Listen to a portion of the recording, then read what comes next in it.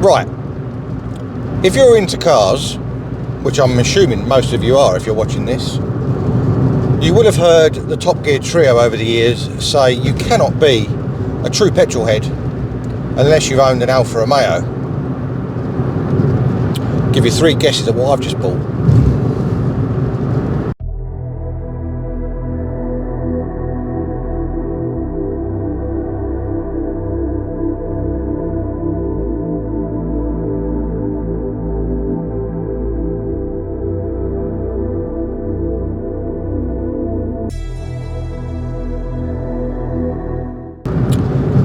Hello everybody, a very warm welcome back to MEC-TEC.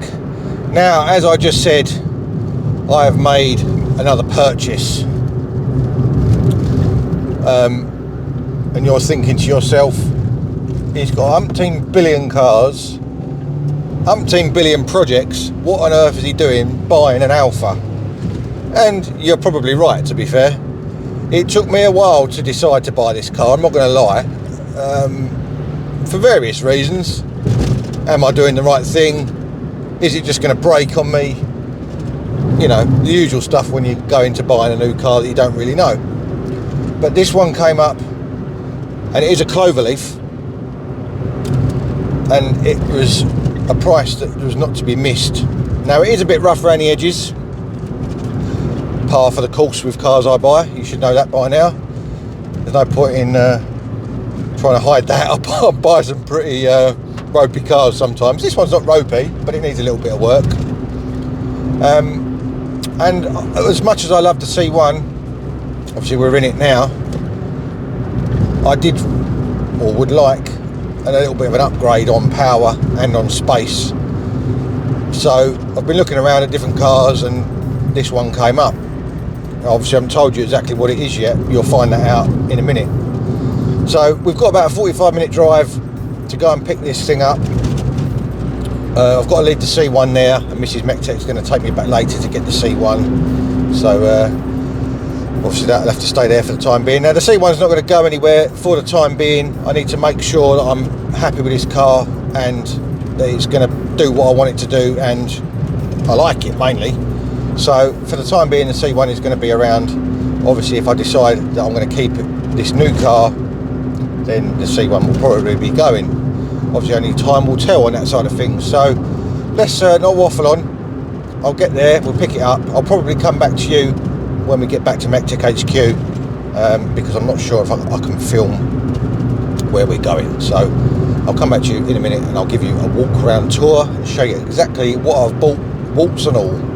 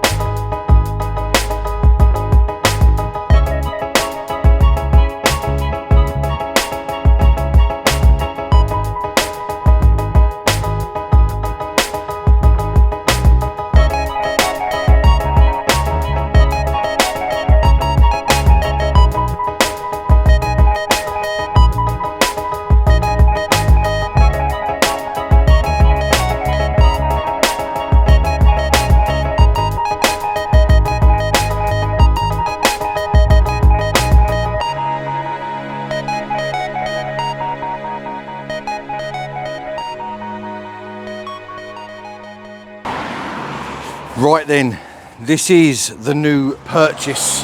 This is my new to me 2010 Alfa Romeo Mito, but the most important thing about it is it's a Cloverleaf, which if you know cars, you'll know that is the top of the line fast version. Most Mitos are 1.4 turbo. The Cloverleaf is also 1.4 turbo, but it's 170 brake, so it has got some spring in its step. This one, it's pretty nippy. Now, as you would expect from me, I've bought the cheapest and potentially the worst Cloverleaf I could find, with a clean title though, or HPI clear if you're in the UK. So this hasn't been in accidents, it's totally clear. Well, I say it hasn't been in any accidents, it hasn't been in any reported accidents, shall we say. There is some questionable bodywork on the car, I'll show you that in a minute. It has unfortunately gathered a fair bit of dust while it's been sitting on the driveway out here, so it's going to be a little bit difficult to see before I clean it. In fact, it may be that I give it a quick wash down. Massive tractor just went past. It may be that I give it a quick wash down before we have a walk around it with the camera, so I can show you all the little bits and bobs around it and what needs doing. Little backstory on this, I found this on Facebook Marketplace. Dangerous place to be, Facebook Marketplace, as you probably know. And I looked at this car and I saw it on there for probably a good, I don't know, month and a half, and it started coming down in price a little bit, and it started coming in price a little bit more, and I thought, oh, that looks quite good, might go and have a look at that, it's not too far away. So I contacted the lady, and she came back to me and she said that it was her son's car.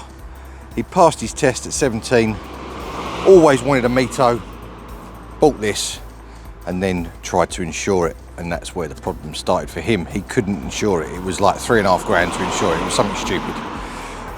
Before he knew that, unfortunately for him, he had the cam belt and water pump done, new discs and pads all round, and he spent a load of other money on various things which we will obviously go through as we look around the car. Now, the previous guy to him that he bought it off has done some questionable mods, shall we say.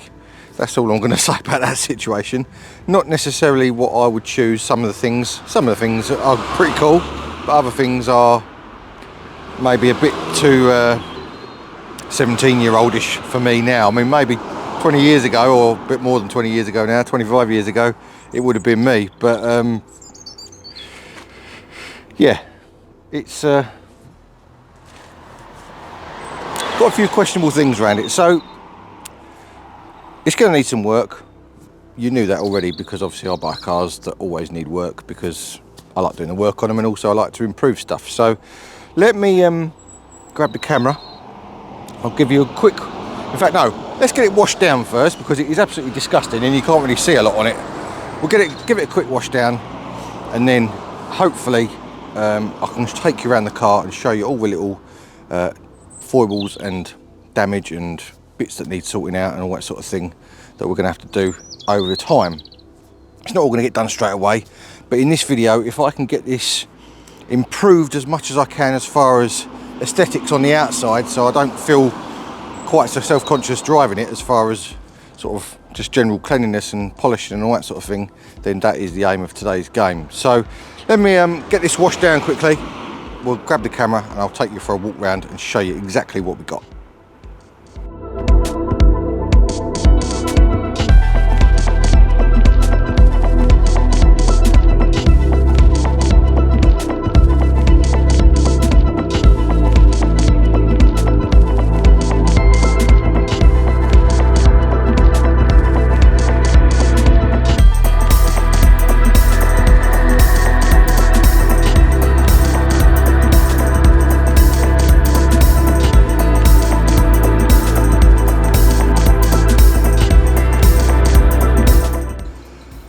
Right, it has been about 30 seconds for you, probably about 20 minutes for me. I've given the Mito the first wash that it's had under my ownership, and the first thing I've actually done to it as well. I've also gone to the trouble of going an extra step while it was still wet and giving it a clay mitt. You would have seen me go over it twice on each panel.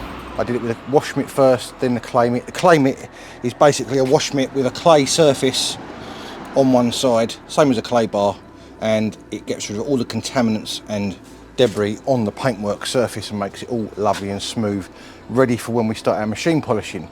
That is going to be obviously very important because it won't clog up the pad so much on the machine polisher, and just gives it a nice, obviously, surface to start off with. Now, before I show you any more around the car, there is one modification inside that needs to be removed absolutely immediately without any delay whatsoever. You'll see what I mean. Right, this is going to be the absolute #1 first modification on this car. Before we do anything else, I've got to get rid of this gear knob. It is driving me up the wall. I don't know what the purpose of that is, but luckily enough, the original one came with it, so that's going back on. That will improve the car no end, because it's like having most people fit a short shifter, and that thing's like fitting a long shifter effectively. So yeah, that's gone. Right, there we go. That is much better. I can't believe what a difference it makes just by changing that to that. So that is our first revert back to what it should be. And the second thing we're going to do is take these out, because as much as black ice is quite a nice smell, it's also quite overpowering, and I can't be dealing with that. So let's get rid of those while we're there. Right, there we go. Air freshener, delete. Gear knob, delete. They can both go in the bin. Don't think anyone's going to want to buy that off me. They are the first two official modifications, or unmodifications I should say, to the Alfa. Rightio, with the can we call it a gear knob removed? Well, it wasn't really a gear knob, but it was more like I don't know what it was, to be honest with you, but it made it a long throw gear shift rather than a quick shift, which defeats the object in my opinion. But anyway, that's gone, along with all the magic trees that rang in from the mirror that was doing my brain in. Right, let's start with a little tour, taking you around the car and just showing you the things that I have seen since I've owned it, or when I look around it I should say. Obviously, first of all, the aerial. It's had a whack at some point. It's not the original, that needs replacing. We've got a little scratch there, which I think will polish out, and we've got a little dent, unfortunately, where something's come up, looks like something's come up and hit the roof, and obviously put a scratch in it there, so we're going to need to touch that in.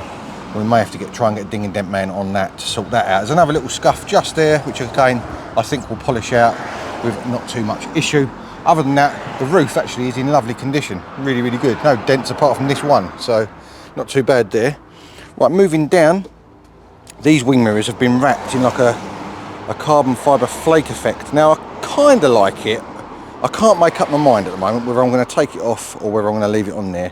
It should be whatever colour these used to be, these surrounds around these headlights. It should be the same colour as those, the mirrors, but they have been wrapped and they haven't been done too badly, to be fair, so I may leave those as they are for now.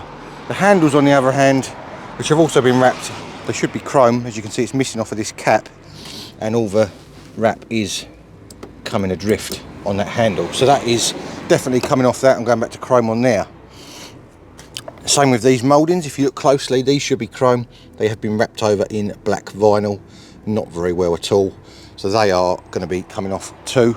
Same going up the quarter and all that sort of thing. Right, I'm going to go around panel by panel. This car's had a lot of paintwork. I'm not going to try and cover that up. You can actually see where it's been faded out just there.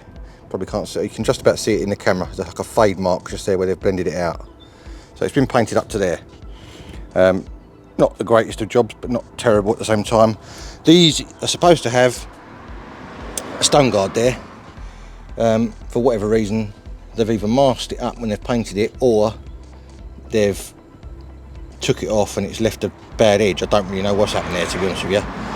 It may be that I try and get a new stone guard and see if we can overlap that edge slightly, and it might take away your eye off of that edge, and obviously then it protect it again as well. So that's something we need to sort out once we've polished it.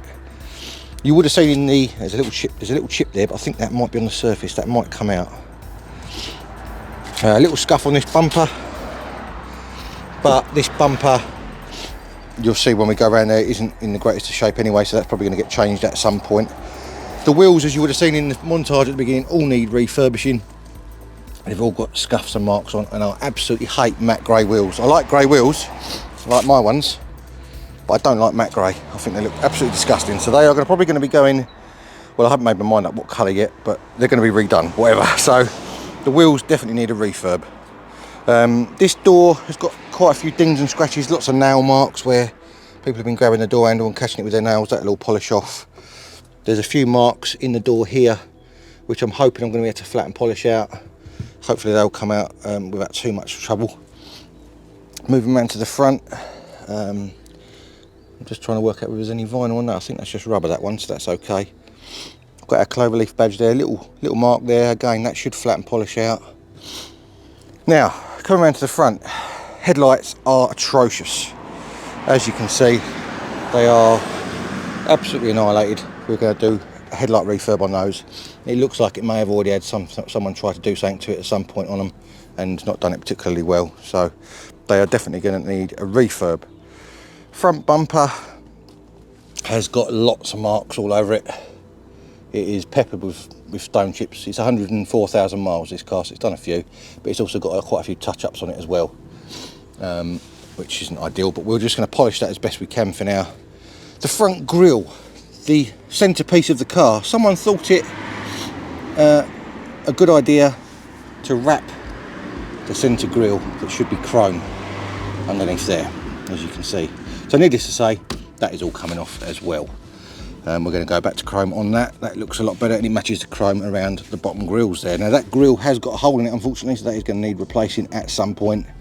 And the front bumper has got a crack in it there, so that is going to need either repairing or replacing at some point as well. I've just noticed, which I didn't notice before, the bonnet's actually got a little bit of a burst bubble there. Didn't know that. So we'll have to maybe sort that out, but the bonnet has got other issues as well. It has had an L plate or something of that description there. And you can see it's left a halo in the paint where the moisture has got under it, where it's been on there so long and it has got moisture underneath the lacquer. So we're going to try a little trick with that. My friend Scoot, who lives 2 doors up, he's a very good painter. Bigging him up here.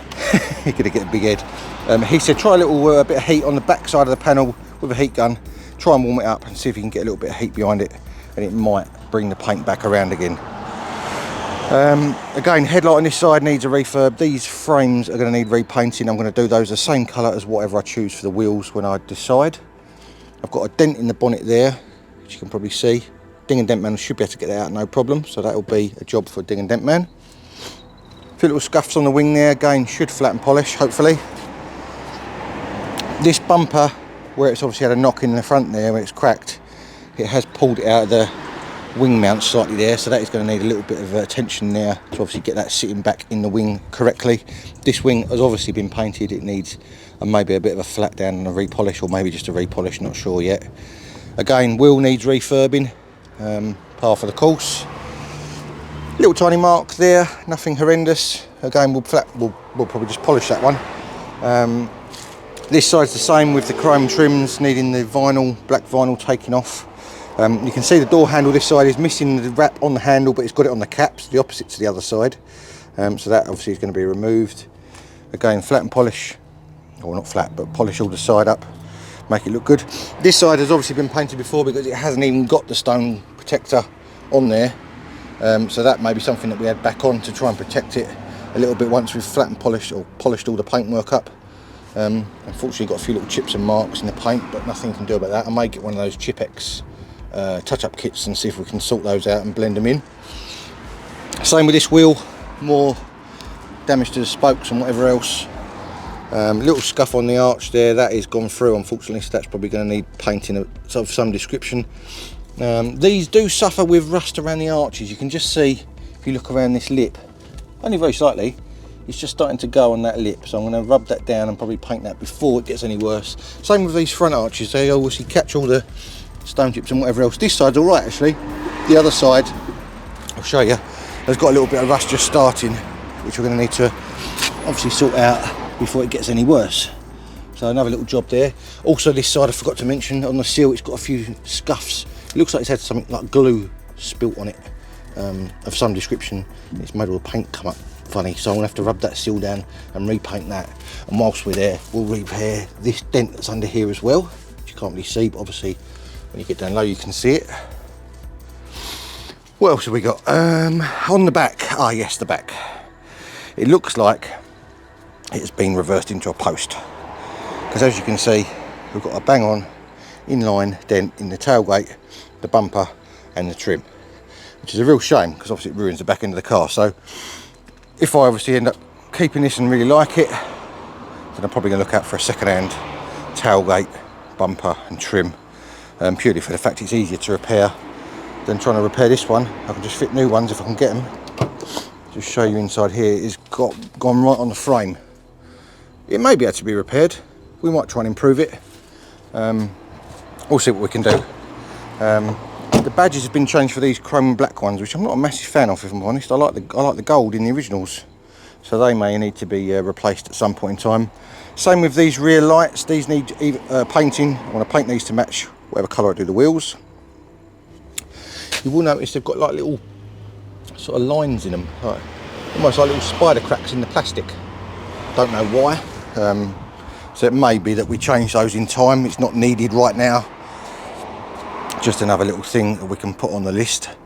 Exhaust tips desperately need a polish. So they need sorting out. And also this trim needs clicking back in properly because it is all a bit hanging out. And the fog light over here is a bit loose. Now when I bought this car, it had no MOT. I drove it home straight to an MOT garage, and luckily enough it went straight through. It had two advisories, one for the rear exhaust box being corroded. It's one of those multi-skin, layer skin things, and it's just the outer skin that had rusted, and the other one for the rear exhaust heat shield was insecure on one bolt where it had come away, where the aluminium heat shield had just corroded around the bolt and it just dropped down slightly. So nothing really to worry about. Everything else flew through. One other thing I just noticed, well not noticed, but I forgot to tell you, this mirror glass, you can see it's got a line, you can just about see it there. It's got a very slight crack in it, so that's going to need replacing as well, and a little chip in the bottom there. So that's where the crack starts from. So that will need changing too. Wiper blades it is in need of. They aren't horrendous on the front, but the back one is pretty bad. So yeah, it's not, well, how can I describe it? It's got good bones, this car, I think. It's been loved for quite a lot of its life.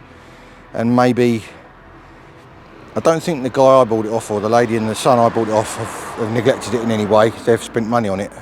But the guy before, possibly, I don't know for sure. I'm just surmising here. It could be, I could be completely wrong. But just maybe sort of did a few questionable things to it, that like all these bits of trim and wraps and all the rest of it, that just ruin it in my opinion. Right, going inside the car without hitting the C1. It stinks of those Black Forest bloody magic trees. Anyway, we have got tints on the windows. They are quite dark, and this one has got a chip out of it. So I'm possibly thinking I might remove these tints. Someone's obviously gone for the murdered out look on this, and it's not really my thing if I'm honest, but there we go. So inside is pretty tidy. The steering wheel trim needs either replacing or sorting out. Dashboard is all fine. It's got that carbon fibre effect from factory, which is pretty cool. Switches on this door are a little bit worn. Usual sort of Fiat Alfa things there. The passenger one isn't too bad. It's not too bad, that one. Needs a bit of a clean. Nothing really to report in the front at least. How do you put the seat? I don't know. See, this is, oh, here. This is how much I haven't used it yet. I don't even know how to put the seat forward. Right, this seat, this seat doesn't appear to want to fold forward, which isn't too much of an issue because I may have a solution for that. But anyway, you can see in the back there, the back is in all pretty good condition. Bit of mould on that seat where it's been sitting a while, and there is in the roof something which I'll put a clip in of now, which is quite special. Right, I've come out here at night just to do a quick demo to give you the full effect of the fibre optic roof. I'll switch the ignition on and you'll see what I mean. Look at that. Now initially I thought it was going to look really not very good at all, but I mean it probably doesn't do a lot of justice on video, but in real life it actually looks really, really cool. And you see it lights up the cockpit of the car, pretty cool as well. That is pretty cool, I have to say. I've gone to a lot of effort to install that. A real lot of effort. It looks really good, and apparently you can change the colours of it as well. I haven't tried that yet, but this is just obviously what it came on like, so yeah, pretty trick that. Now you would have just seen the clip of that that headliner at night. It is a pretty cool thing. I don't want to rap on people's work, but it's just not been done how I would like it done, shall I put it. You can see the module that makes it all work is sort of wedged in behind this headrest, and then it's all gaffer taped up, and it's all the headlining's all hanging down and a bit wafty. I'm not sure what I'm going to do about that yet. If I can make it, if I can improve it to the point where I would be happy with it, if that makes sense, as far as the install is concerned. If I can hide this module in behind this trim in the pillar and make it so that all this sits nicely in here, then I'm all for keeping it. If I can't, then it's going to have to go, because I don't like all that. I think that looks wafty. Also, at the moment, it plugs in via a cigarette lighter here with the plugs down there. Now that's no good. That needs to be wired into a switch in the front of the car, in my opinion. So that is obviously another thing that needs sorting out. Now we're missing a parcel shelf as well, which is unfortunate, but I'll have to get a new one of those. Now I've got a few fluids in the back which is given to us with the car. A bit of oil, bit of what's this? Screen wash, lovely. Yeah, I don't think we'll be using that. Luckily we've got the original air filter and air box with it. I'll show you under the bonnet in a second and what we've got with that. So in fact, let's go around there now. So you've seen in the boot, the boot's all, let me just show you under the floor here. Get this stuff out of the boot. I'm sorry I'm sniffing a lot, it's quite cold out here and it's giving me a runny nose. Not that you need to know that, but still. Right, just quickly show you under the boot in here. It's all nice and clean and tidy, no accidents. And we've got everything in the toolkit bar the screwdriver, so I might have to look for a screwdriver. There is a set of wheel locking nuts in a case down there, but one of them is missing, so I can only assume that one of them got stuck on the wheels. They couldn't get it off and had to hammer it off, and obviously took the other ones off as a precaution. So yeah, there's the back of it. Let's go under the bonnet. That's how the bonnet prop is. Excuse me, hiccuped.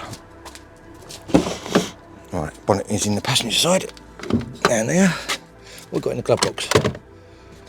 Phone mount, demister pad, and a heat pad of some description. That's pretty cool. Whilst I'm in here, actually, just remembered something else that I've noticed.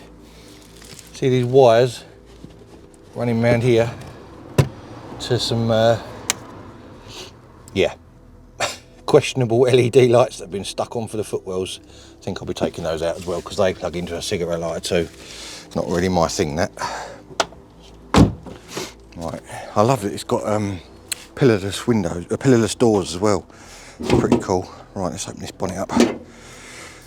There is, let me get the bonnet prop, hang on. Where's the bonnet prop?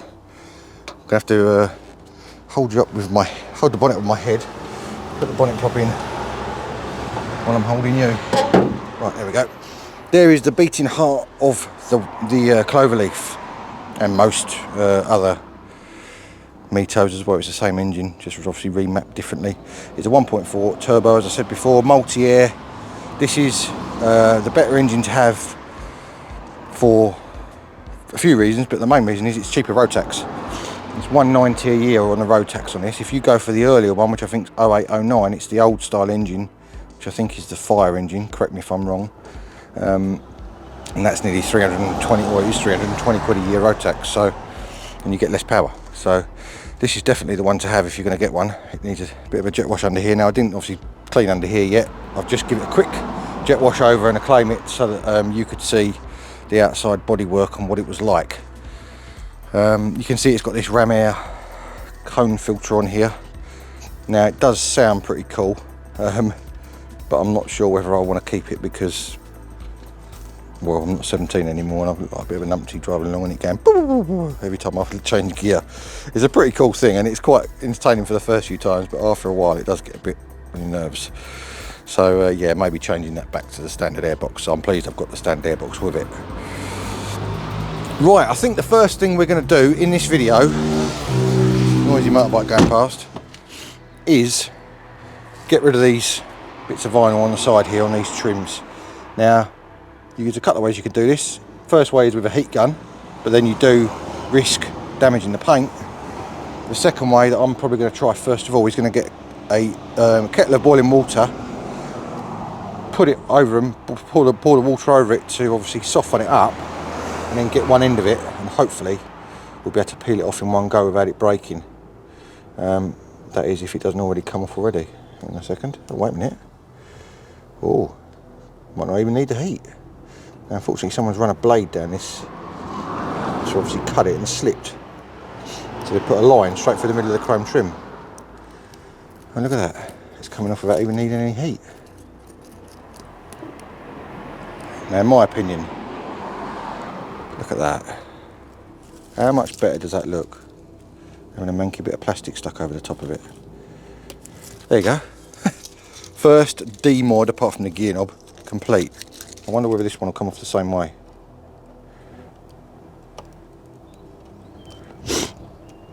I'm gonna have to blow my nose in a minute because this cold out here is really getting to me. Oh look, it's only coming off. Again, someone's run a blade down it and slipped and put a line in the chrome, unfortunately, but once it's off, look at that. How much better does that look? It just looked horrible before. It just looked got at. That is a million times better. A million times better. That is superb. You can see on me how happy I am in the reflection. I'm not sure the handle's going to come off quite as easy because I think that's probably been heated up to be stretched around the handle, so we're definitely going to need to get some heat on that. I'm going to go around the other side and pull those other two bits of black vinyl off. Throw those in the trailer while I'm here. I wonder if these ones will come off the same way. I don't know how long these have been on here for. Yeah, see this side's not quite as easy. Oh, hang on. If I get an edge up and go gentle with it, yes, look at that. Again, someone slipped with a knife there and cut through it. Shows you the quality of the work that's been done when this was put on. Sorry to whoever did it, but it's not a very good job. There we go. That's that one off. I thought put about 500 quid on the value of the car so far.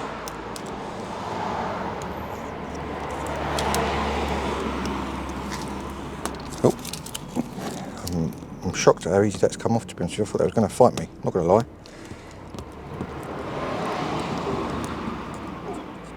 Be like it is now.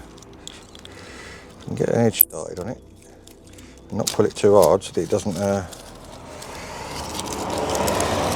flake off. This one's been tucked in the rubber very slightly, which is why it's fighting slightly more. There we go.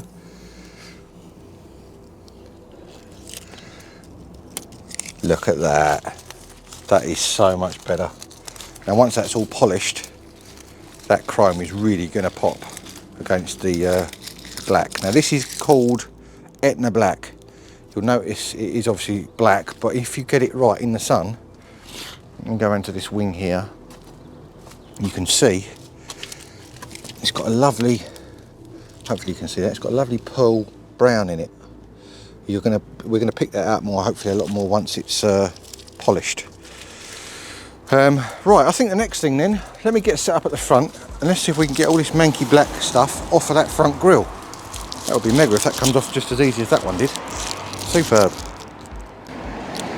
Right, we are at the front grille, as you can see. Now I'm going to actually pour a little bit of boiling water over this just to try and soften it up a little bit to start with, so we're not fighting it.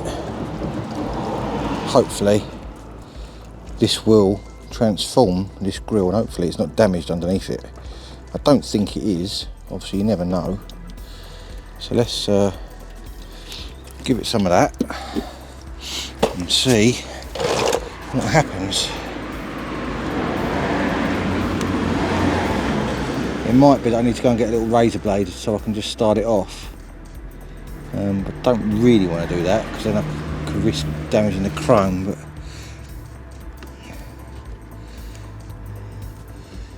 yeah, it's coming off along with the chrome cap. There you go. Now this chrome looks like it needs a damn good polish, which we can obviously do. That's not a problem. I'm just pleased it's intact. He did actually just pull that off. Yeah, these do come off. In fact, that is broken. So I need to glue that one straight again and then click that back on. But while we've got it off, we might as well polish it. I'll leave it sort of just resting there for the minute so that we can get the full effect. There's the chrome and the grille again. Again, don't know how long this has been on here, but it's long enough. Long enough to need to come off now because it's ruined it, in my opinion.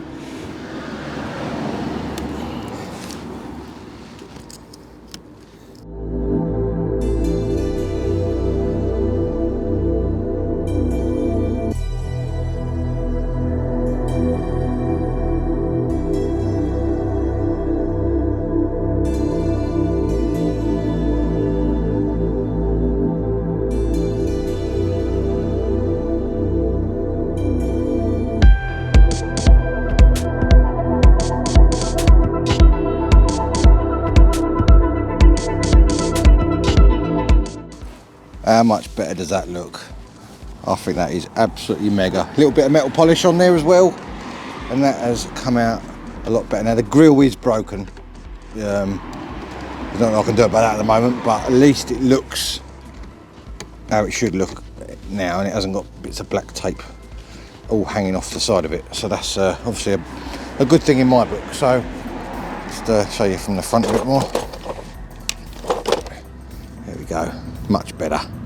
Absolutely superb. Right, let's get that manky wrap off those door handles next.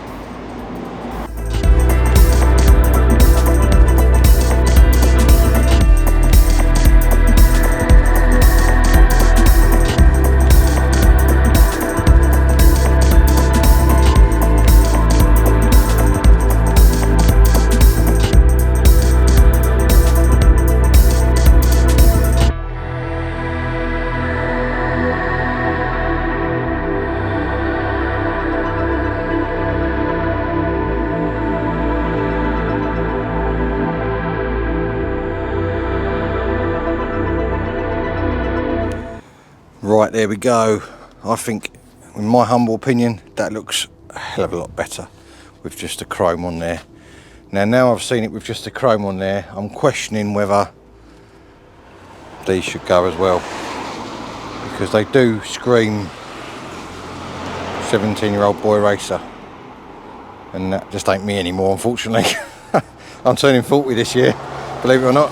You probably thought I was older than that, but that's how old I am. I'm turning 40 this year. Do I want to be driving around with carbon fibre flake mirrors on my car? Having said that, I do drive around at the moment in a red C1 with a black spoiler and a brake light that lights up Citroen C1. So, you know, I suppose there's no what's the word? Something for taste. I don't know I can't think of the term now, but you know what I mean. What do I do about these? See, now that everything else is gone, these kind of look a bit funny. This kind of looks nice and classy, and this just looks a bit near. And if I do these in the same colour as I'm doing the wheels and the headlight trims, I think it might tie in quite nice. Jury's out on that at the moment. I'm not going to take them off right this second, because if I rip them off and then decide I've made the wrong decision, then I'll be miffed. So I think what I'm going to do next, after noticing another mark on there we should polish off, is actually start the polishing process. Starting with the roof. You can see I've got my hood up. It's cold out here. It's turned cold all of a sudden. Don't know why. But you can see this quarter panel's been painted as well, because it's got a fade out line there. I mean, it is a 15-year-old car, so I can't really grumble. It's, you know, it's going to have had paint work. Especially a car of this ilk, it's going to have been enjoyed. I don't think it's had any major body work. I think it's probably more just manky paintwork or key scratches or whatever else, you know.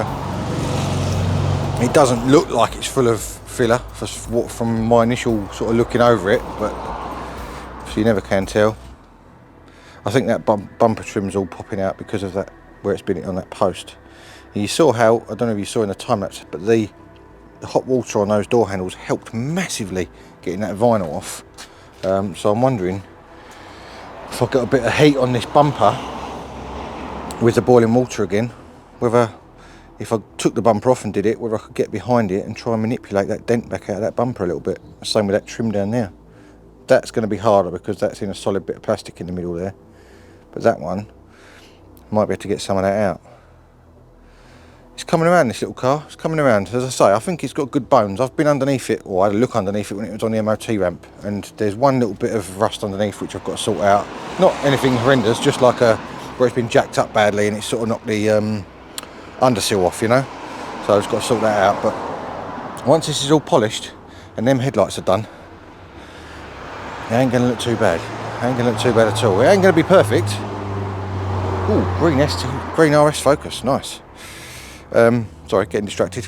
Often do when I'm standing out here. See, look, I saw a Mark 1 Escort go past a little while ago. That was beautiful. Anyway, I digress. Let's get set up on that roof and start polishing that. I might stick a masking tape line down the middle and see if there's any noticeable difference. I don't think the roof you're going to notice mega amounts of difference because the roof's in the best shape as it is anyway.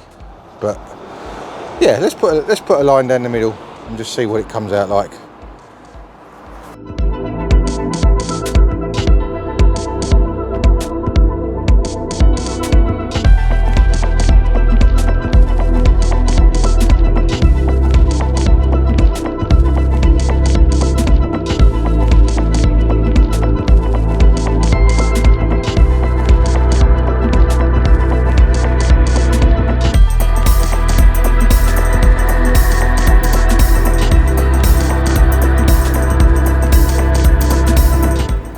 Right, you're probably not going to be able to see this on camera. Apologies, I haven't got my mic on at the moment. But there is a line.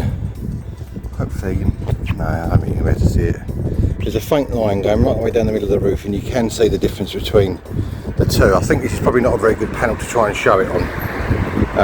So what I'll do, when we get down to the bonnet, I'll put a masking tape line down the bonnet, and we'll show the difference on the bonnet, because I think that will show it a lot better. But for a first panel, I mean, I know this is original paint up here. That's come up really nice, really nice. Well chuffed with that. So I'm just basically going to carry on going all around the car.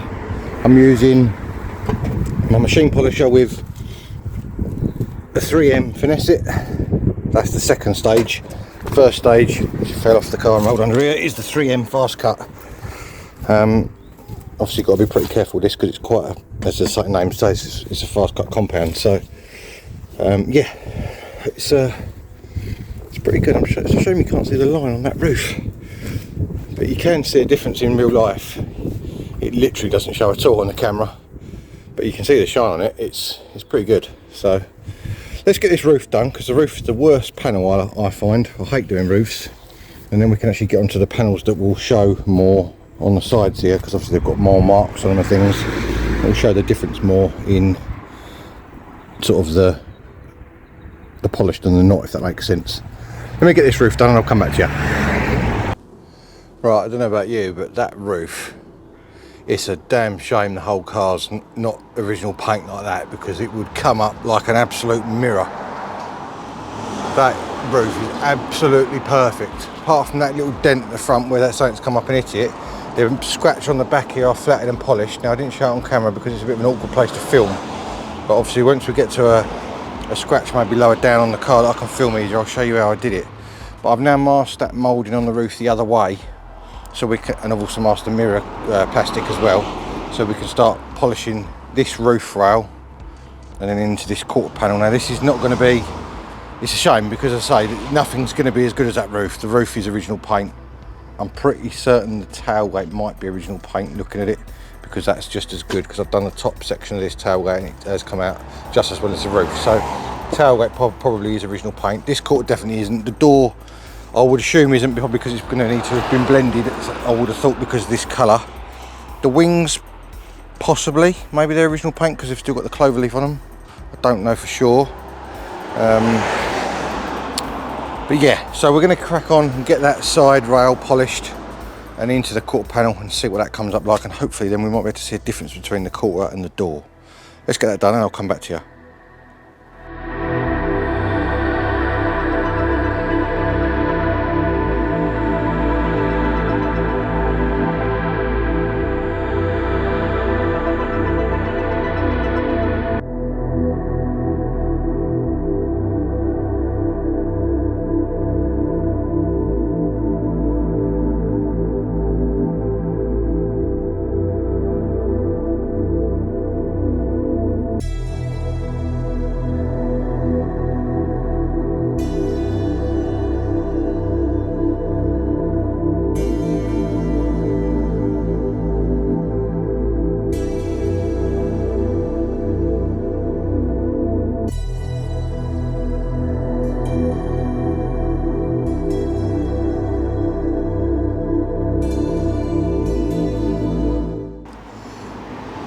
Well, considering that we know this quarter has definitely been painted, I'd say that was a pretty good success, to be fair. You can see me in it.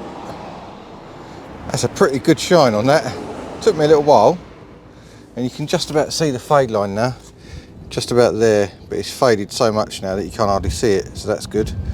I'm wondering whether I should try and flat the edges of this, where this stone protector thing is, especially down here where it's all, the lacquer's all like zigzag. You can see that. I don't know if I should try and flat that down, just to try and feather the edge off a little bit, take your eye off it, a bit like it is along here. You can feather the edge off to a point, and it will sort of take your eye right away from it. It looks like, to me, that this has been masked round when it's been lacquered, and then for whatever reason, whether the stone protector or whatever has gone manky, then taken off, because this paint in this section here, you can see it's original. It's really, really good paint, whereas this stuff, this is the lacquer side of it. I think it's had a repair at this end. Looking at it, there's another little ding there, unfortunately, but it's had a repair at this end and it's been faded out through the quarter, so I don't think the door's been painted. I'm hoping not. Anyway, I'll know when I start polishing it. But I'm wondering whether I should try and flat that edge. It's one of those do you don't you things. Do you try and make it better and then make it worse, or do you try and make it better and it ends up being better? I'm not really sure. I'm gonna think about that for a minute. The next thing I'm going to do obviously is the door, and we've got all these scratches underneath this door handle here, which are really, really bad, as you can see. Hopefully you can see that in there. So if we can get this door handle off, we need to take that cap off there. That then releases this cap here on the outside. I think then you can slide the door handle out. So let's see if we can do that, and then I'll come back to you once I know exactly how it comes apart. It looks like someone's had it off before anyway, so let's get that done. Right, now to remove this door handle, you have to pop that little cover off inside there. There's a Torx 20 inside there that you have to undo. Yeah, it doesn't come all the way out, you only have to do it so far. Then shut the door. I'm going to put you on the C1 so you can see what I do. Hopefully this will work. Right, you have to pop this cover off, preferably without breaking it. I want to gently try and, I want to get something thin down the back of there, like a blade or something.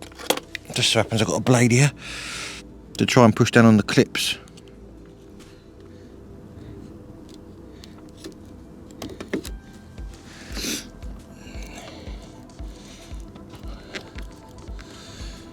A fiddly thing this is. And once you get this off, you have to take the lock barrel out, and then the handle slides out. I've got the bottom unclicked. Gentle persuasion. Right, sorry about that. The camera fell off the car. I've got some of these plastic trim tools. I've got the bottom popped out now, so I don't want to obviously let it go back in again. So I'm going to put that in there to stop it popping back in, and hopefully I'll be able to ease this top out. Any luck? And because these are plastic, these tools, they won't damage anything. That's the theory anyway. It's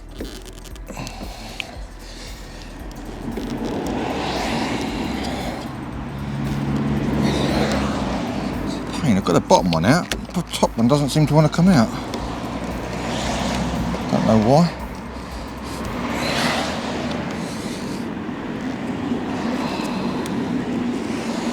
There it goes. Gradually got it. Oh, come out with a lock on it, that's handy. So I haven't broken the barrel, that's good. Get the last bit of vinyl off that was on that as well. So there we go. There's the lock barrel. Unfortunately I did scratch the bottom of that when I slipped with that pick, which is a shame. This is on the bottom though. So there's your lock out. Now when you, didn't really want to do that, but this should just slide sideways now, like that. I think you have to open the door. And there's like a peg it hooks around. You have to sort of hold one way while you pull this to handle the other way, like that. There we go. And that hinges out. Just like that. There we go. So if you ever need to take your handle out your Mito, That's how you do it. First time I've done it. There is a plastic gasket on here which I'm going to take off just for the time being, because obviously I'm polishing all around this, so I don't want to get the polisher head caught on that. Let's see if it comes off. Don't want to break it. There we go. Right, I'm going to get I've got a cloth I've been using for manky stuff and a cloth I've been using for good stuff, if that makes sense. This is a good telltale as well when you take things like this off, whether this has been painted or not. I don't think this door's been painted. I think it's only the quarter panel, and the same with the quarter panel the other side. Maybe it was just because it had stone chips on this arch, I don't know. It seems strange to me, but I don't think this has been painted. So what I'm going to do now, I'm going to just click that shut on its first click. This won't need flatting, it will just need polishing out. There are some marks on this door though that I think will need flatting. So I'll get this buzzed over with the machine polisher, and then if those bits do need flatting, I'll show you how I did it on the roof on this door, because it's easier for me to show you obviously on a panel lower down that I can film easier than it is on the roof. Let's get this polished up and I'll come back to you.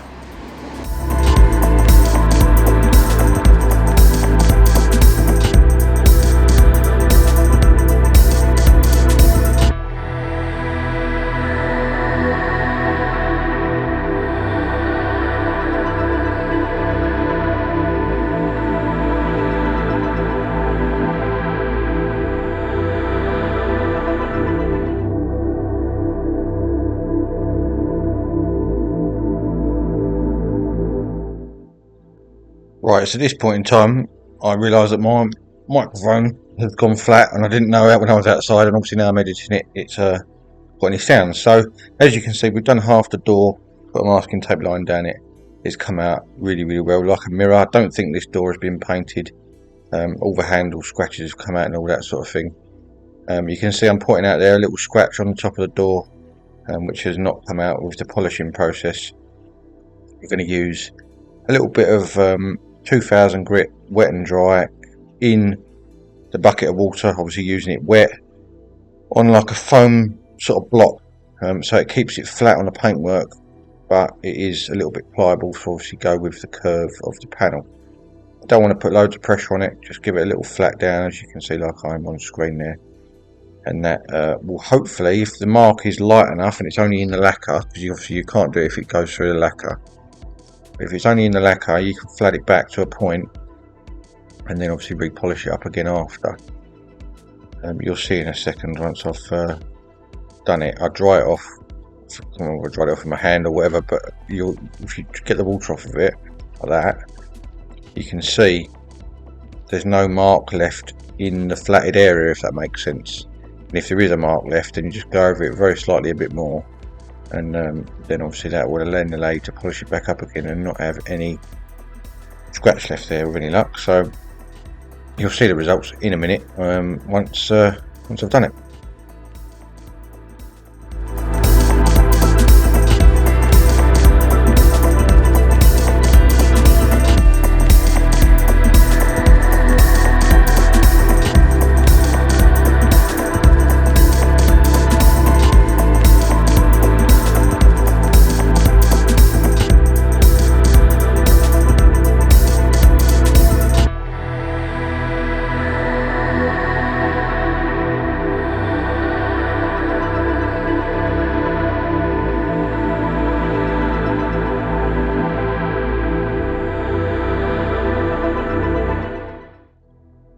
Right, there we go. As you can see, all those areas I just flatted back are now completely polished back up again, and yet again this little car has surprised me how well it's come out. Now unfortunately, I'm showing on the screen now, I did go a little bit too far on that scratch and it has just gone through the lacquer, which is a bit of a shame.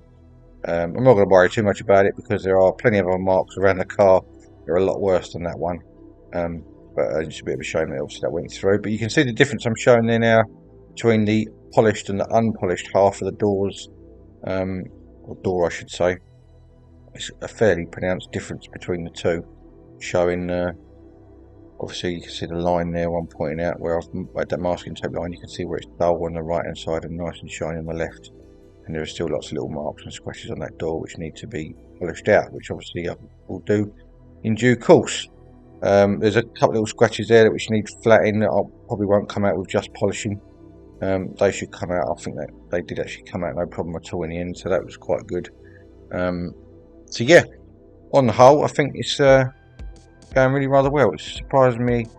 Each panel I do on this little car is surprising me. I'm thinking to myself, it's not going to come out that well, and then it ends up looking like a mirror. So that is absolutely superb. Top banana.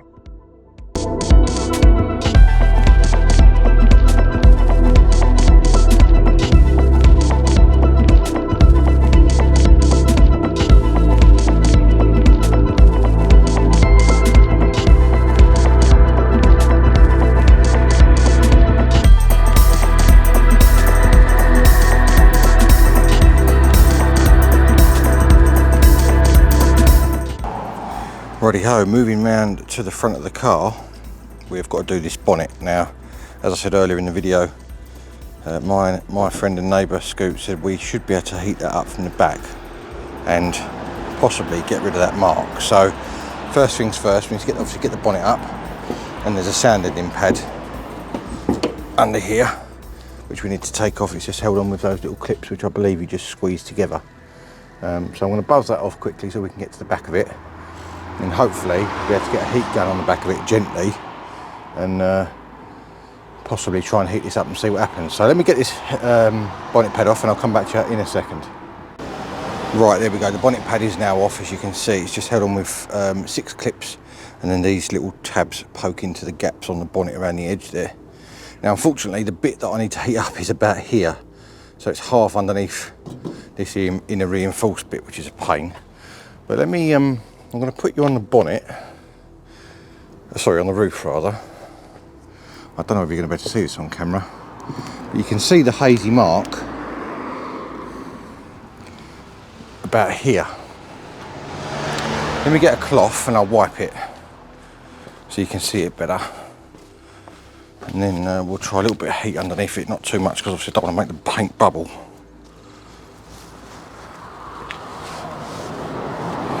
Right. Hopefully you can see that all right on camera. Let me zoom you in a little bit. So you can see the halo in the paint there. It's pretty much in the centre of the screen now.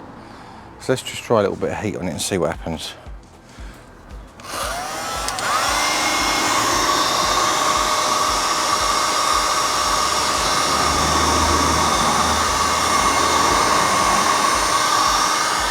You're going to be able to see this before I am, possibly.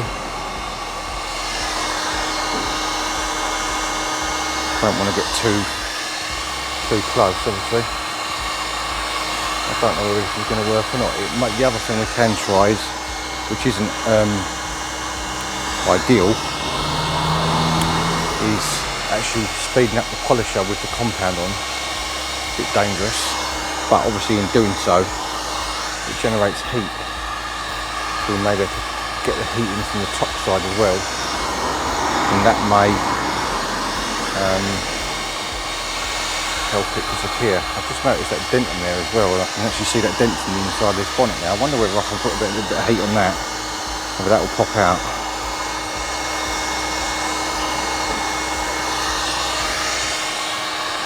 Is that fading at all to you?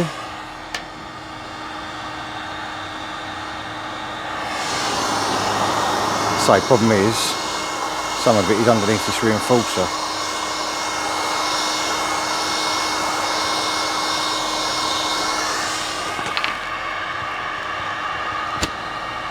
No, I'm not so sure that's doing anything, to be honest with you. You can still see it. The halo there, see it? Around here. I don't know whether there's a lot I can be able to do about that, to be honest with you. Oh well, we tried. I don't want to go too bad with it because I don't want to ruin it any more than what it already is, if that makes sense. I don't think flattening it down is going to do anything. That's just going to make it even thinner, and then we'll have even more of a problem. So I'm going to probably get the washer jets popped out so I can polish up around this all nicely. I don't know how they come out. Probably it's on clips, yeah. pop the pipes off, and then you just squeeze them together and they should pop out. Bit of an extra step, but means you can get around those washer jets really nicely and polish all around them and get a good finish. So let's get those popped out and get polishing on this bonnet. Right, there is our bonnet all done. Now, I'm not going to lie, it does look a lot better on camera than in real life as far as little chips are concerned, but that is a marked improvement on what it was. Unfortunately, I couldn't get that halo out where the L plate was. It is slightly improved, but not much. And obviously we've still got the dent over there. I did try a little bit of heat on that dent, but it didn't seem to want to know. So ultimately, I think I'm probably going to keep an eye out for a better second-hand bonnet if I can, because obviously we've got a little bit of rust down in this corner. We've got the halo and we've got the dent, and it's covered in stone chips. So I think that'll be all right for the time being. It's absolutely more than presentable, as you can see. But yeah, I think I'm going to keep an eye out for a second-hand bonnet, just so obviously improve that in the future maybe. But you can see the difference between the bumper haze, the haze on that bumper look, compared to the reflection on the bonnet now. It's a pretty big difference. I think the next thing I'm going to do now is obviously the front bumper. I need to take that number plate off, I think, because it's got that obviously number plate, and then it's got the plinth as well behind it, which is going to hinder me from getting a nice finish around that area. So I'm going to take the number plate off. Hopefully it's just a couple of screws that hold that bezel on behind the number plate, and then we should be able to get a good finish on that bumper and then carry on moving around. And the bumper, I think, has definitely been painted at some point. You can see there's a bit of actually there's quite a bit of lacquer peel on this bumper, so maybe that it won't polish up anyway. This wing has definitely been painted, I can tell you that for nothing. Must have had the Cloverleaf badge refitted on after, because that is definitely not original. But we'll see what we can do with it. We might be able to bring it back a little bit from the brink, same as that quarter panel on the other side. That was looks pretty nasty, and then as soon as I touched it with a polisher and a bit of a compound, it come up lovely. So obviously we'll do the same with this and see how we get on. I'm not going to keep filming me just machine polishing all the time, because it'll bore you to tears otherwise. It's taken me I don't know how long. I think I've been on that bonnet probably about an hour and a half today to get it up to that stage. It took quite a few different goes, and I had to flat a few areas with the 2000 grit to get some of the marks off as well, and then obviously polishing back up again. I did try polishing that halo, but it didn't seem to want to know. But as you can see from the shine on that, you can see the dent in it there. It's more than presentable, and if I get a touch-up kit for this car, I can touch in a few of those bigger chips, and it will look all right for the time being. It's a daily driver, remember, and I keep having to tell myself it's 15 years old. It doesn't seem like a 15-year-old car to me, this, but it's only 5 years newer than the C1, so there we go. Right, let's crack on and get this bumper done. Right, as you can see, I've got a bit carried away on this wing, because it had obviously it had some paintwork previously, and it didn't look like they'd even bothered flattening and polishing it, so it had bits of dirt all over it, and it just wasn't very nice. It also looks like this badge has been masked up, so I'm going to have to go along the bottom edge of that just to get off a little bit of overspray that's on the bottom of that badge. But obviously that's all flatted back now with 2000 grit, literally the whole wing all flatted back. So let's get the polisher on it and see what it does. I'm hoping it's going to come back all right. Obviously I've done all this and flatted it back. There's no guarantees it's going to come back all right, and there's no guarantees I'm not going to burn through, because obviously I don't know how thick the paint is, how well it was done before.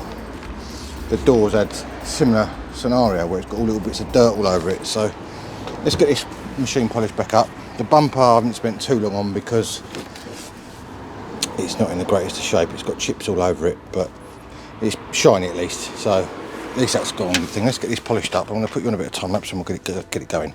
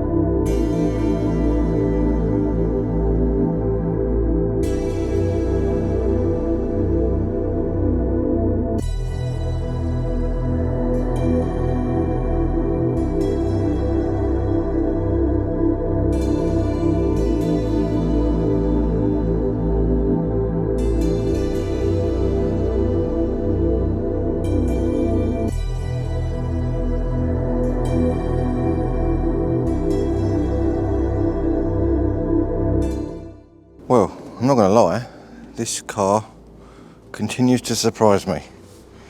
That was a pretty, I don't want to say naff, but it's not a great paint job, as you can see by that haze looking down the side of it there. Now just take a note of that, what the C1 looks like in that particular shot there, because once I've polished it, I'm hoping it's going to bring the clarity out really nice, same as with this wing here. That, for what was a, as I say, a pretty mediocre to naff paint job by somebody, if they just spent a little bit more time on it, flattening and polishing it, I'm lucky there's enough material on there and it hasn't gone through anywhere. But you can see the shine on that now. I've got rid of all the little dirt nibs in it, they've all gone. I mean, you can see them very slightly if you're really catching it in the light right, but it's a black car, you're going to see everything, aren't you? I mean, you can see my reflection in it, hello.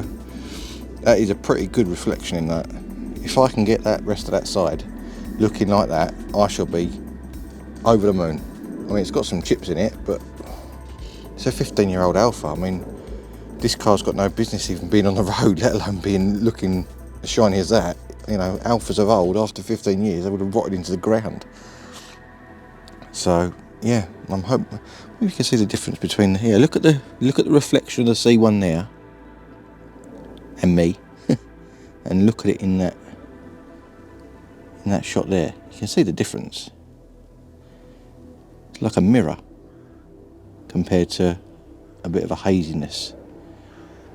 So basically I need to carry on down the whole side of the car like that. I think I'm going to have to flat and polish a lot of this because, or flat a lot of this I should say. I'm going to obviously polishing it all, but I'm going to have to flat a fair bit of this because it has been painted, and I don't think they've just not spent the, I don't know, they've just not spent the time on it to finish it off nice. That's the way, that's what it looks like to me. Just shows you if there's enough material on it, you can make a pretty mediocre paint job look not bad. I mean, it's not perfect by any stroke of imagination, but I'd be more than happy to drive that round like that now. It is not too bad at all. I'm pretty chuffed with that. Let's crack on and get the rest of this side done.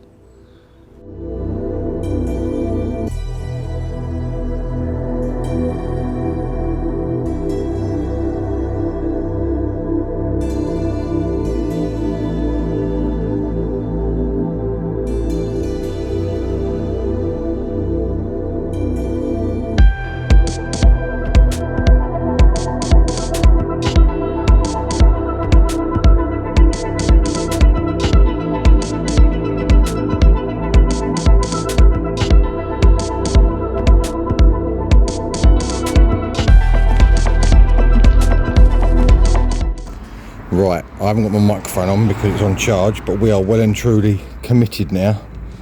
Let's hope and pray that this polishes back up as well as the wing did. I think it will, but it's taken a long time to get it down to that sort of decent flatness as such.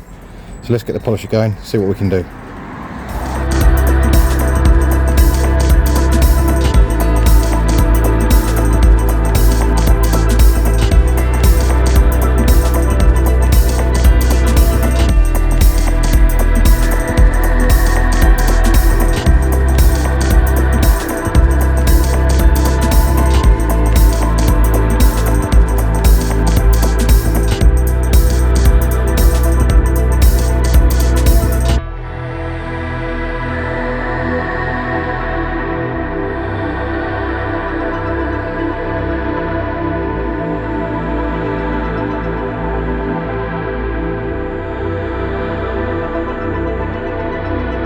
I wanted to get my reaction on camera. I am absolutely baffled with this car. Why would someone paint the side and not finish it like that?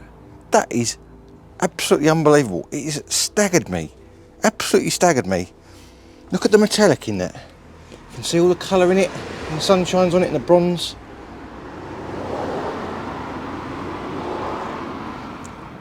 That is unbelievable how good that has come up. I am gobsmacked. I don't know why. I mean, don't get me wrong, it's rough around the edges. They haven't took the handle out for a start. You can see they've masked around it, which is a shame. But just to take the time to take the handle out, it would have been a really nice job. But obviously once the handle's back in, hopefully you won't notice that so much. Unfortunately, I did polish through on one area, and that's on that edge there where it's original paint. You can't odds that, unfortunately, so hopefully the handle covers that up with any luck. But I'm just absolutely staggered. I'm absolutely staggered. Why would you paint a car and then not go to the trouble of finishing it off so it looks like that? It was absolutely full of dirt, full of it, all over. Let me just, I'm just trying to get in the same spot so you can see the C1 reflection. I'll get my shadow out of it.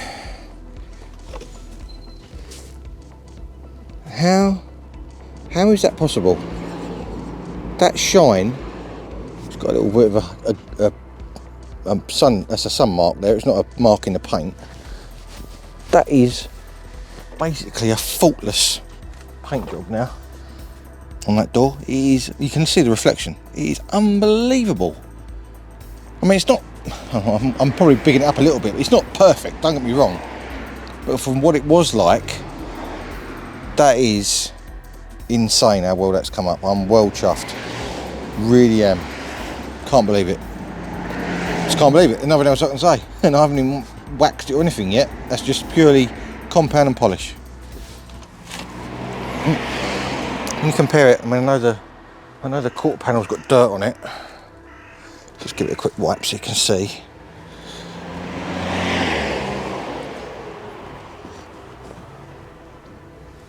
If you compare it, you can see all the little scratches and marks in that, and just general. I mean, maybe it looked like that when they first did it, I don't know. But look at the colour in it, that is absolutely mega. This colour's called Etna Black, and it's got that bronze tint in it, so when the sun hits it looks that colour. When it's dark, it just looks black. It's a nice colour, really nice colour in fact. I'm just, yeah, well chuffed. Can't say any more than that really. I mean, I say, it's not perfect by any stroke of imagination. It's not a show-winning paint job, but for a daily driver, it's more than good enough. More than good enough. Top banana. Just thought I'd show it now the sun's gone in and I've got the handle and the scraping moulding back on. You can see obviously it goes to being basically black again. It's a very clever paint actually, like that. But just look at the difference. I know I keep going on about it, but look at the difference between that's me in the camera, there you go. And look at the difference between that to that. Probably better off looking down on it. It's just, I'm hoping the camera's picking this up. It is, well, I'd just say, I'm staggered. I honestly don't know what to say about it. It's just much better than I could have ever imagined it would come out like. As I say, it's not perfect, don't get me wrong. It's got imperfections in it. It's got sort of undulations and whatever has been done to the door underneath is, I think there's something been done down here maybe. But yeah, I mean, 15 years old, come on. I'm well chuffed with that.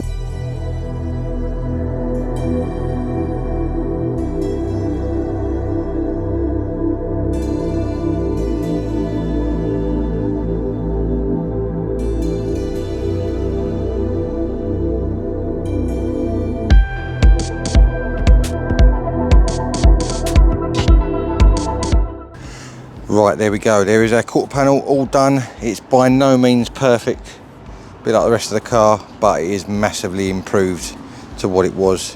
It's got quite a few little chips on it and things, if you look really closely, which I'm going to try and get a Chip X touch-up kit for, and hopefully we can go around and touch all those in and make it look very presentable with any luck. But for now, I'm just polishing it and cleaning it as best I can. I have done the tailgate and the the tailgate and the bumper as well. As you can see, I didn't spend mega amounts of time on these because ultimately they both need changing.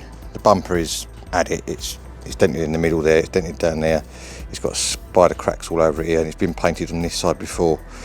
So I'm going to look out for a second-hand bumper. If anyone's got a Etna black rear bumper for a Mito, let me know. I need the trim as well. No parking sensors in this one, if anyone has got one. Same with the tailgate. I didn't go too mental with it because it has got that dent in it there, which probably could be repaired, but there is a little speck of rust just starting there as well, and a couple of bits just there and there as well. So I may look out for a second-hand tailgate too. So I didn't go too bonkers with the tailgate and the bumper. I didn't bother filming them because it's a lot more of what you've already seen. Obviously we've already done a hell of a lot of polishing as it is, so I'm now going to get a coat of the old graphene ceramic wax on this. I think I've just about got enough left in my little tub to give this a coat of that. And then there's one final job to do before we end the video, which you'll see in a minute. Right, the old Mito is looking the absolute nuts. It's had a coat of, big lorry going past, graphene ceramic wax. It is looking really, really good compared to what it did look like anyway. Now, when I was 17 or 18, I had to think about all my cars having, and all my family cars in fact, having chrome exhaust tips on them. You used to be able to buy the trims that go on the end. They probably look a bit naff, to be honest with you, but I had to think about them when I was that age and I wanted them on all my cars. Well, the old Mito has got that already from standard. However, they are looking a little bit sorry for themselves. So let's do something about that and get them back looking chrome and shiny again.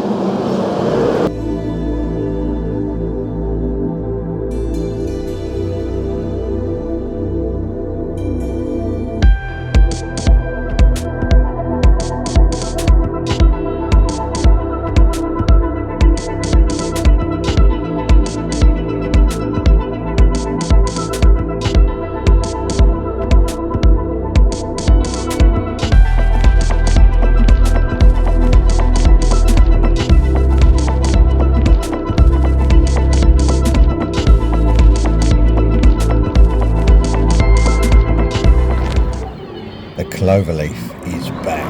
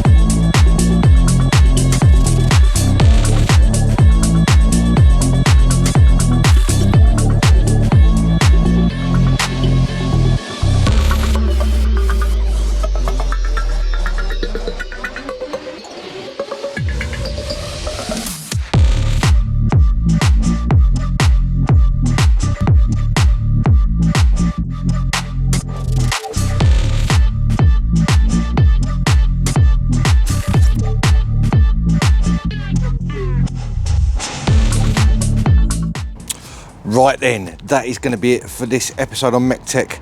It has been a mammoth task of machine polishing mainly in this episode, I know, and obviously giving you a brief tour around the car just to show you exactly what's what. Bear in mind, I haven't spent any money on this yet, as far as, apart from basically materials I already had, so polishing, compound and polish, bit of flatting paper and a lot of time. It took, I'm guesstimating, about between 20 and 24 hours total, if if you add up all the hours to do all the polishing work on this car. It took an absolute age, and I think the results are pretty good, to be fair. I'm not disappointed at all. I didn't think it was going to come out as well as it did, to be honest with you, and it needs a lot of love as far as stone chips and things like that are concerned, which probably don't show up in the camera anywhere near as much as what they do in real life. But it is one of those things, unfortunately. It's a par for the course of a colour like this, and the age that it is, it's going to get stone chips and things like that around it. So you will have noticed I didn't do the headlights. They are going to be in the next episode. We're going to sort those out, take them out of the car, give them a proper good going over, rub them right back and re-lacquer them. Same thing with the wheels. In fact, I did clean one of these wheels, and it made absolutely no difference whatsoever to the look of it at all. So I haven't bothered with the other three because they are that manky as far as the colour's concerned that they just don't look any different to what they do anyway. So the wheels are going to be probably next job on the list. That's going to be number one priority, because I absolutely hate those wheels. I like the wheels, but I hate the colour. So yeah, that's going to be the next thing we're probably going to do in the next episode. That and the headlights. There may be a bit more investigation. There we go. It's going to be a bit more investigation into what's behind this front bumper, as far as if there's any other lurking damage, why that bumper's not sitting quite right on the other side. Obviously, while we've got it off, we can get the headlights out a little bit easier as well. We'll be doing these trims, front and rear around the lights. As I said, I'm probably going to do those the same colour as I'll do the wheels. Mirrors, I'm on the fence about. I kind of like them. They look pretty cool in that montage that you would have just seen, but yeah, I'm going to leave those for a minute, I think, just because I'm not sure and I don't want to take them off in case I decide I want to keep them, you know. So there are a hell of a lot of other jobs I want to do on this car. It's going to take a bit of time, but today was just more getting it to a stage where I'd be happy to drive it as it is and it not look quite so neglected as what it was. Bear in mind, this car sat for well over 6 months. The MOT I'd run out 6 months ago when I bought it, and it was sitting for a bit of time before that because obviously, as I said, the poor guy who I bought it off couldn't insure it. So yeah, it wasn't abandoned, but it was effectively abandoned because it was sitting there and no one seemed to want to buy it. Whether it was the random things around it, the mods and stuff like that put people off, or whatever, I don't know. The pictures that I saw originally on Facebook, it looked pretty presentable. I knew that it'd have stuff around it, and I could see various bits and bobs in the pictures that I thought, well, that needs doing, you know, I can improve that, I can do this, that and the other. So, but maybe that put people off, I don't know. It is one of those things, but there we go. So this is going to be the first part of a few videos on the Mito, I would think. The Cloverleaf is well and truly coming back to life on this one. I think it was just on the brink of being sort of savable as such, as far as it not getting broken for parts, because that was, in my mind, what I thought was going to happen to it. I thought it was going to be, you know, someone would have got hold of it, ripped it apart, took all the bits off they wanted, and that would have been the end of it. So I wanted to save it. As you know me, I like saving stuff, so yeah. So yeah, there will be obviously a few future videos on this that we'll be doing all those other jobs. The headline is going to be a tricky one. I'm not sure what I'm going to do with that yet. That's going to be interesting to say the least, of how we're going to get round the way that's been installed and maybe do it a little bit better, because I would quite like to keep that because it is quite good, but we're going to improve it obviously as well. So there we go. If you do like this video, make sure you do 4 things for me: like, subscribe, share, and hit the notification bell. It's all free, it costs you absolutely nothing, and I really, really do appreciate it. There has been a little spike in subscribers going up lately, so I'm very, very thankful for that. So thank you to everyone who's subscribed recently. The last Lotus video did very well. I am still currently waiting for parts on the Lotus at the moment, so that's why I haven't continued on with that, and I've jumped onto this. You know me, I like to have something on the go. Well, I've got quite a few things on the go, as you probably can tell, but there we go. So I'm waiting for parts on the Lotus. Once I get those, we'll be back on the engine on that, getting that finished off, getting the head sorted out, put all back together again, and hopefully getting that back in the car ASAP. I've also been working on MEC-TEC 2.0 garage, workshop, part storage, shed. I've been working on that too, so that will be an upcoming video for all you guys who liked the shed videos that I did in the last house. Got you a few of you to the channel. There is an upcoming workshop stroke shed stroke storage facility video coming up. That will be hopefully fairly soon. It's in the pipeline, so don't panic, it is coming. A few of you keep asking about the Cavalier. The poor old Cavalier up in Norfolk is still sitting there I'm really, really sorry to all you Cavalier guys who came to the channel to watch that. It will be being done. I'm not going to forget it. I won't let it go. It will be definitely 100% repaired. It's just I've got to sort out all the stuff that's around me down here first before I can get that down here and have a bit more room to work on it and get it sorted out. So don't worry, the Cavalier will be rescued. I just don't know when yet. It's going to be one of those things that I can do hopefully when I get a bit more space. So that's the plan. It will be being done, so don't panic. All that's left for me to say is thank you very much for watching, and if you want to join me soon for more automotive adventures, I will see you again next time. Cheers guys.